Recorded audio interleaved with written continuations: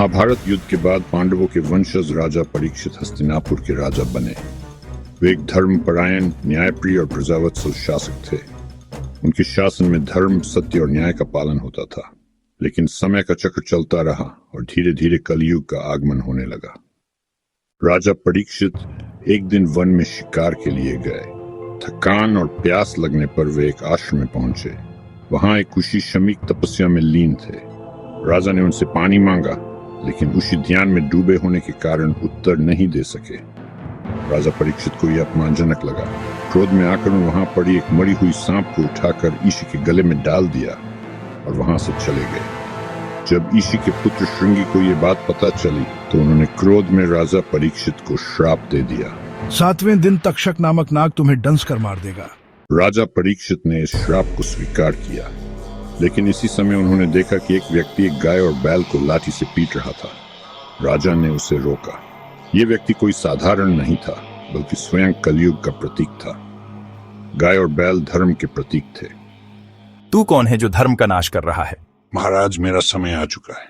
त्रेता और द्वापर समाप्त हो चुके हैं। अब मुझे भी पृथ्वी पर स्थान मिलना चाहिए। तुझे धर्म की रक्षा के लिए कहीं भी रहने की अनुमति नहीं, लेकिन 4 स्थान तुझे देता हूँ।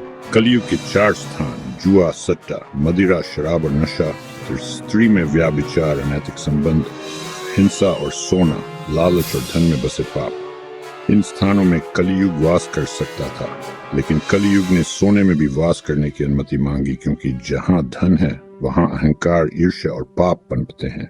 राजा ने यह भी स्वीकार कर लिया। 7वें दिन श्राप के अनुसार तक्षक नाग आया।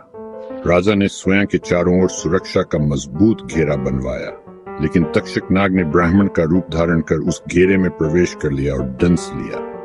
राजा परीक्षित की वहीं मृत्यु हो गई। राजा परीक्षित के पुत्र जन्मेजय ने तक्षक नाग के वंश को समाप्त करने के लिए सर्प यज्ञ किया। उसी दौरान महर्षि शुकदेव जी ने राजा जन्मेजय को भागवत कथा सुनाई। इस कथा में भक्ति, ज्ञान और मोक्ष का मार्ग बताया गया।